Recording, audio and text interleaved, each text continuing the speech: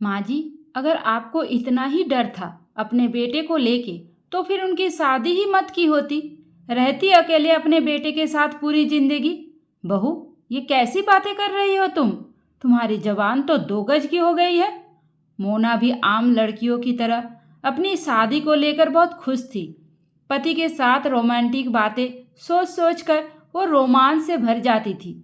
पति के प्यार भरे एहसास को सोचकर वो खुशियों के सागर में गाना गाने लगती थी। और आखिरकार वो दिन भी आ गया जिसके सपने देखा करती थी। मोना शादी करके अपने ससुराल आ गई। शादी की भीड़ थी। मोना के चारों ओर औरतें घेर कर बैठी हुई थी। पूरा दिन मोना का ऐसे ही निकल गया। पूरे दिन में मुश्किल से उसने बस 5 मिनट के लिए ही सोमू को देखा था। शादी के घर में इतना काम भी था कि सोमू को थोड़ा भी टाइम नहीं मिलता कि वो मोना के पास जाकर बैठ सके। और लोगों की भीड़ इतनी थी कि रात को सोते सोते भी 12 बज ही जाते थे। और सुबह ही मोना की सास मोना को 5 बजे ही उठा देती थी। मुश्किल से 5 घंटे का ही टाइम मिलता था मोना और सोमू को। सोमू शादी के लिए 15 दिन की छुट्टी लेकर आया था। इस भीड़भाड़ में 15 दिन कैसे निकल गए मोना को बिल्कुल भी पता ही नहीं चल पाया। ऐसा लगा कि सोमू को अभी जी भर के देख भी नहीं पाई। उसके एहसास को महसूस भी नहीं कर पाई कि सोमू के जाने का भी टाइम आ गया। आज सोमू की गाड़ी थी। मोना का रो रो के बुरा हाल था। पति से बिछड़ना वो बर्दाश्त नहीं कर पा रही थी। मात्र 2 घंटे ही रह गए थे सोमू के जाने में। सोमू बाहर कहीं किसी काम में बिजी थे और मोना की धड़कनें ये सोच सोच के बढ़ती जा रही थी कि 2 घंटे के अंदर में ही सोमू चले जाएंगे। उसकी बेचैनी इतनी बढ़ गई कि उसने सोमू को फोन करके अंदर बुला लिया। जैसे ही सोमू आता है मोना उससे लिपट के रोने लगती है और कहती है, 15 दिन आपके भागदौड़ में ही निकल गए। आपको बिल्कुल भी टाइम नहीं मिला कि आप मेरे पास बैठ सके। अब ये 2 घंटे तो कम से कम आप मुझे दे दो। मैं इस 2 घंटे में आपको जी भर के देख लूं। कहते हुए मोना की आंख एक बार फिर से भर आई। सोमू का भी मन मोना को छोड़कर जाने का नहीं हो रहा था, लेकिन करे क्या, मजबूर था। नौकरी करनी थी तो जाना भी था। सोमू की इच्छा थी कि मोना को अपने साथ लेकर जाए, लेकिन माँ ने मना कर दिया। बेटा, अभी नई नई शादी हुई है। अगर तुम अभी बहू को लेकर चले जाओगे तो पास पड़ोसी सब लोग क्या कहेंगे कि आते ही बीवी को लेकर गायब हो गया। माँ बाप के बारे में सोचा भी नहीं। कुछ दिन रुक जाओ फिर लेकर चले जाना। अब सोमू माँ को मना कैसे करे, इसलिए वो भी शांत हो गया। मोना सोमू को पकड़ के लगातार रोए जा रही थी। सोमू मोना को शांत कराते हुए बोला, मोना, बस 2-3 महीने की बात है। फिर इसके बाद जब मैं अगली बार आऊँगा तो पक्का तुम्हें अपने साथ लेकर जाऊँगा। अभी बाहर से सोमू की माँ ममता जी की आवाज़ आती है। अरे सोमू बेटा, कमरे में ही रहोगे या थोड़ा हमारे पास भी बैठोगे? वैसे भी अब तुम्हारे निकलने का भी टाइम हो रहा है। थोड़ा हमारे साथ भी टाइम बिता लो। माँ की बातें सुन सोमू मोना को देखने लगता है। मोना सोमू को मना करती है, नहीं, आज तक तो आप सबके साथ ही रहे। आज पहली बार कम से कम मेरे साथ रहिए। इस 2 घंटे पर सिर्फ मेरा हक है। लेकिन बाहर से ममता जी की बार बार आवाज़ आने लगी, जिससे मजबूर होकर सोमू बाहर चला गया। मोना अपने कमरे में अकेली बैठी रो रही थी और आखिरकार 2 घंटे के बाद सोमू चला भी जाता है। मोना की दुनिया जैसे उजड़ चुकी थी, सूनी हो चुकी थी। इतने लोगों के होने के बावजूद भी उसे बहुत ही सूना सूना लग रहा था। धीरे धीरे करके सारे मेहमान भी चले गए। अब घर में बस मोना, मोना की सास ममता जी, ससुर कमल जी और ननद रितु ही बचे थे। अगले दिन मोना जब घर का सारा काम निपटाकर सबको दोपहर का खाना खिलाकर आराम करने गई, वैसे ही सोमू का फोन आता है। सोमू पूरे दिन ऑफिस में रहता। काम के चलते वो मोना से दिन में बहुत कम बातें कर पाता था। दोपहर को लंच टाइम में जो 10-15 मिनट के लिए बातें कर लेता, बस वही बातें हो पाती थी। जैसे ही सोमू का फोन आया और ममता जी को पता चला, ममता जी तुरंत बहू से, अरे बहू, सोमू का फोन है, जरा बात करके मुझे भी देना, मुझे भी बात करनी है, कहते हुए मोना के बगल में ही बैठ गई। अब सास के सामने भला मोना अपने पति से कैसे बातें करे। अंत में उसने चिढ़ के फोन सास को पकड़ा दिया। ममता जी अच्छी तरह से जानती थी कि बेटे के पास बस 10 मिनट का ही टाइम है। और वो 10 मिनट उन्होंने बेटे से बातें करके निकाल दी और फ़ोन रख भी दिया। एक बार भी नहीं पूछा मोना से कि बात करनी है या नहीं। ये हरकतें अब ममता जी की रोज रोज की हो गई थी। उन्हें पता चल गया था कि लंच टाइम में सोमू का फ़ोन आता है, इसलिए जैसे ही फ़ोन आता वह तुरंत आकर मोना के बगल में बैठ जाती है सोमू से बात करने के लिए। सास की हरकतें धीरे धीरे मोना के लिए सिरदर्द बन गया था। उसने सोमू से एक दो बार इसके बारे में बात भी की।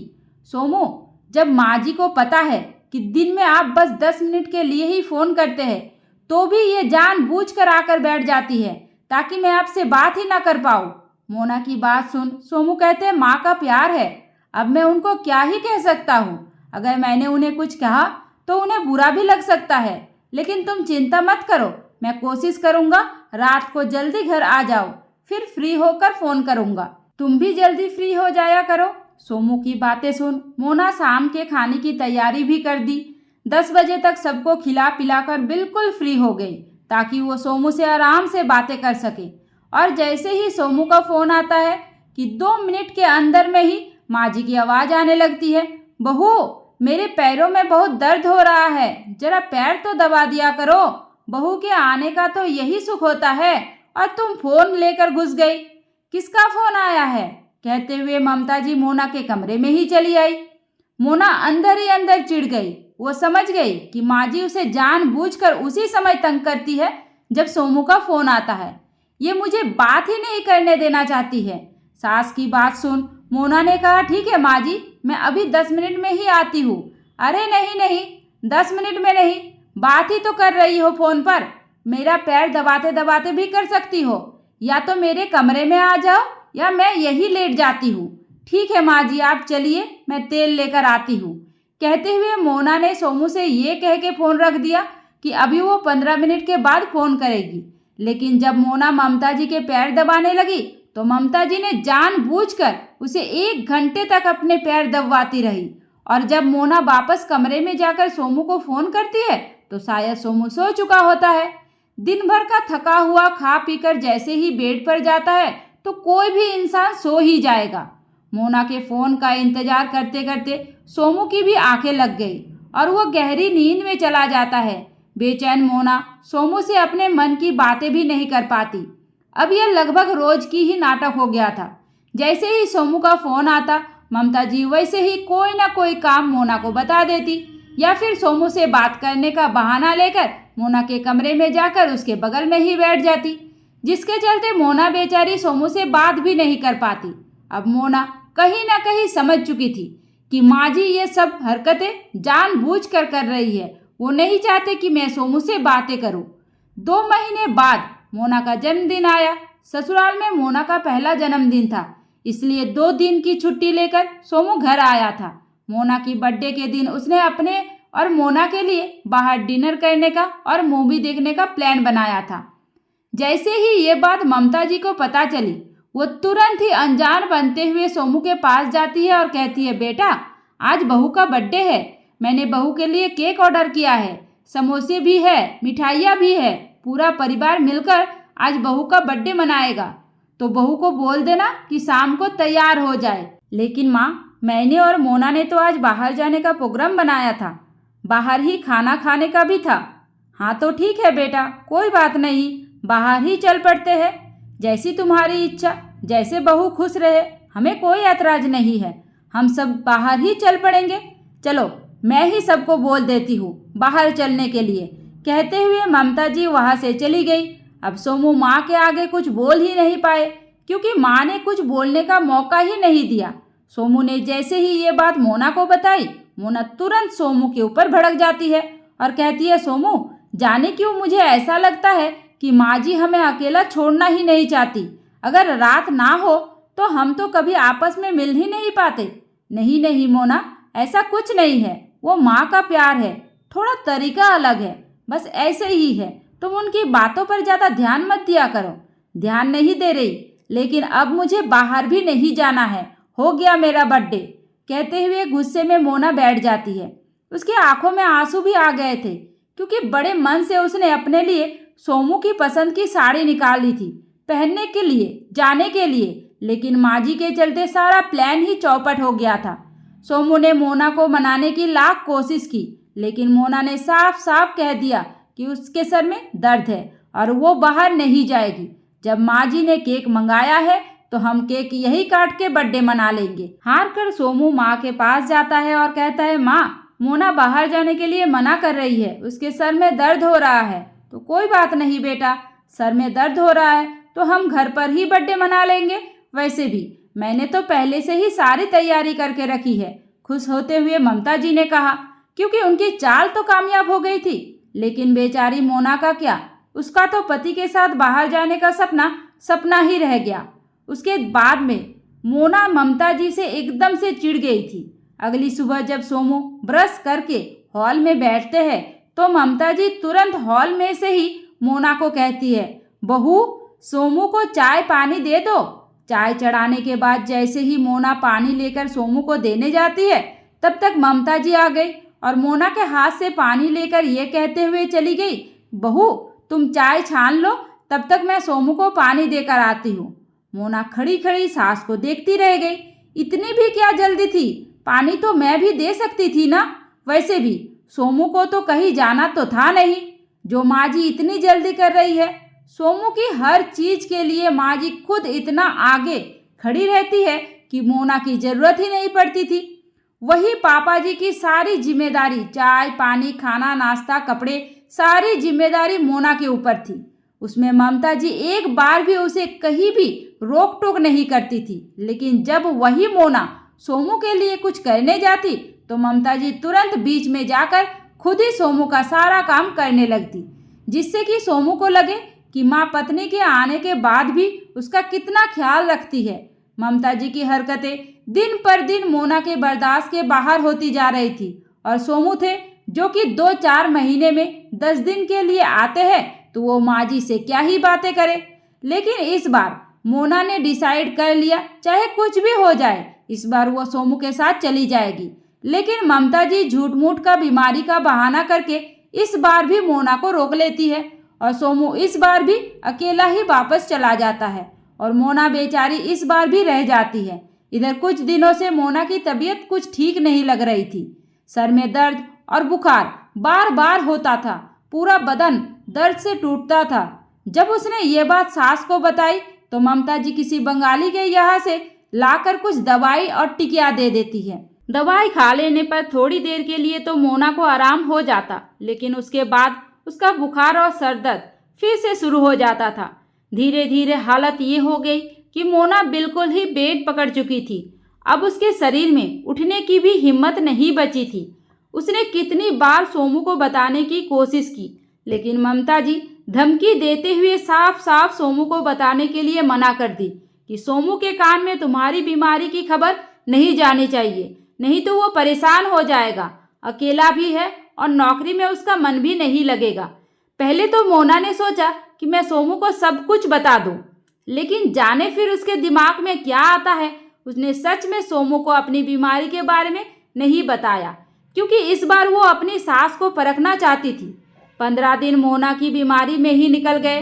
हालत ऐसी हो गई कि मोना को एडमिट करना पड़ा, क्योंकि उसे टाइफाइड हो चुका था। अस्पताल में आने के बाद भी मोना को लगा कि शायद अब तो माँ जी सोमू को कुछ बता देंगी, लेकिन ये भी उसका वहम ही निकला, क्योंकि ममता जी जब भी सोमू का फ़ोन आता तो हालचाल पूछने के बाद फ़ोन रख देती थी। यहाँ तक कि मोना खुद जब सोमू से बातें करती तो सब कुछ सही ही बताती, क्योंकि उसे ममता जी को देखना था। वो देखना चाहती थी कि माँ जी अपने मुंह से मेरी बीमारी के बारे में इन्हें बताते हैं या नहीं। अस्पताल में लेटे लेटे मोना को सोमू की बहुत याद आ रही थी। बार बार उसके आंखों में सोमू को याद करके आंसू आ जाते थे। लेकिन इस बार मोना ने भी जिद पकड़ ली थी, सब कुछ माँ जी के ऊपर ही छोड़ रखा था। तभी ममता जी मोना के लिए खिचड़ी लेकर आती है और कहती है, बहू उठो, खिचड़ी खा लो, अभी डॉक्टर भी राउंड पर आते ही होंगे, तुम रो रही हो, कुछ दिक्कत है क्या? मोना ने कहा, माँ जी सोमू। अरे बहू, मैंने बोला ना जरूरत नहीं है, परेशान हो जाएगा, तुम अपने पति को परेशान करना चाहती हो। चुप हो गई थी मोना, इस बारे में क्या ही जवाब दे। ममता जी के जाने के बाद मोना सोच में डूब गई कि कैसे अभी कुछ दिन पहले माँ जी को सर दर्द हुआ था। माँ जी ने इतना हल्ला मचाया था, यहाँ तक कि सोमू को भी फोन करके अपने सर दर्द को इतना बड़ा चढ़ाकर बताया कि जैसे सर दर्द नहीं, ब्रेन हेमरेज हो गया हो।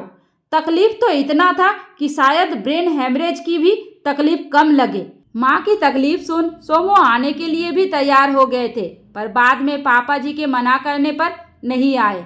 उस समय माँ जी को एक बार भी सोमू की परेशानी के बारे में समझ में नहीं आया। उस समय तो उन्होंने एक बार भी नहीं सोचा कि सोमू परेशान हो जाएगा।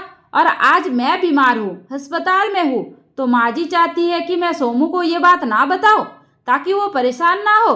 अगर ऐसा ही चलता रहा तो मैं कभी भी सोमू के साथ खुलकर अपनी जिंदगी नहीं जी सकती। आखिर मैं कब तक माँ जी के इशारों पर चलती रहूंगी? मेरी भी अपनी लाइफ है। और सबसे बड़ी बात कि मैं सोमू मेरे पति है, मेरे सुख दुख के साथी है।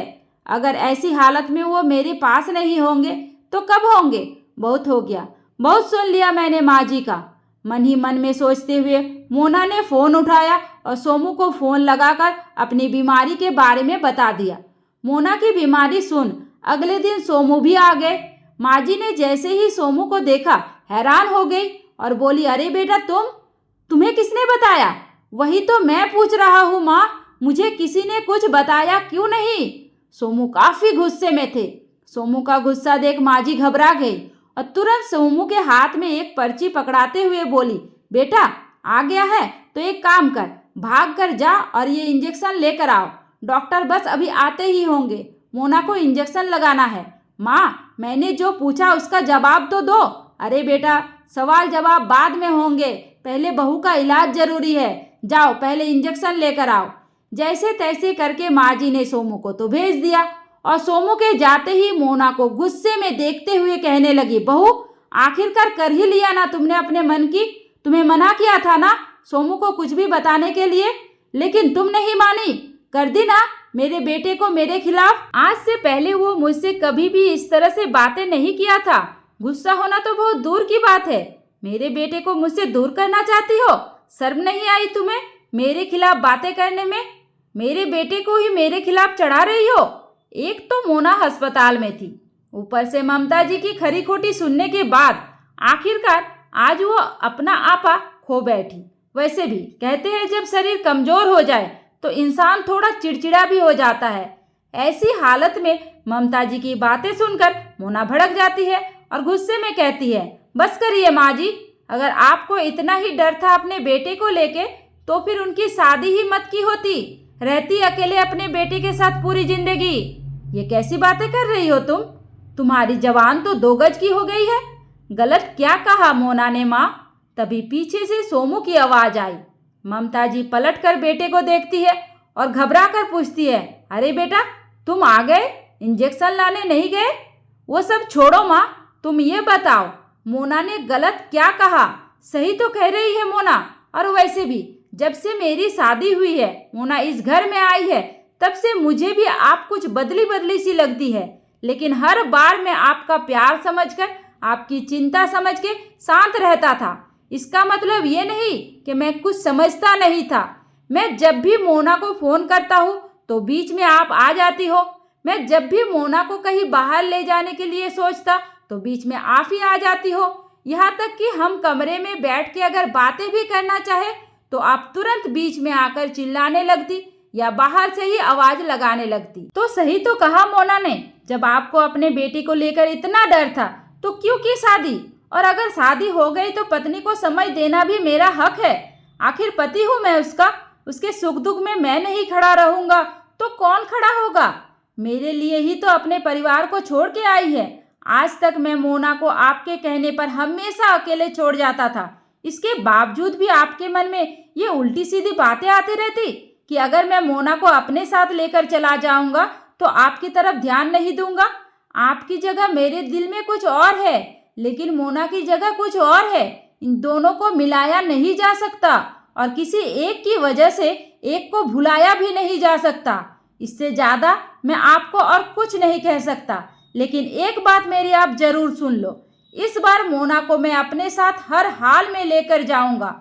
बेटे का गुस्सा देख ममता जी डर जाती है उन्हें डर हो गया कि अगर वह सोमू को कुछ और बोलेंगे तो हो सकता है कि सोमू फिर कभी घर वापस ना आए। अपने डर को छुपाते हुए ममता जी शांत रह जाती है। बेटे के सामने कुछ भी बोल के वो उसका गुस्सा और नहीं बढ़ाना चाहती थी। आखिरकार वही हुआ जो ममता जी नहीं चाहती थी। मोना जब अस्पताल से छूटकर घर आती है तो कुछ दिनों के बाद सोमू उसे अपने साथ लेकर चला जाता है। मोना इस बात से खुश थी कि आखिरकार वो अपने पति के साथ एक ऐसी जगह जा रही है जहां उन दोनों के प्यार के बीच में कोई दखल डालने वाला तो नहीं था। दोस्तों, इस कहानी में मोना ने जो किया, क्या वो सही किया? मुझे कमेंट करके ज़रूर बताइए। उम्मीद करती हूँ आपको हमारी कहानी पसंद आई होगी। कहानी पसंद आई है तो वीडियो को लाइक करें, चैनल पर नए हैं तो चैनल को सब्सक्राइब करें और हाँ, नोटिफिकेशन बेल को ज़रूर दबाइए ताकि अगली अपडेट सबसे पहले आपको मिले। धन्यवाद।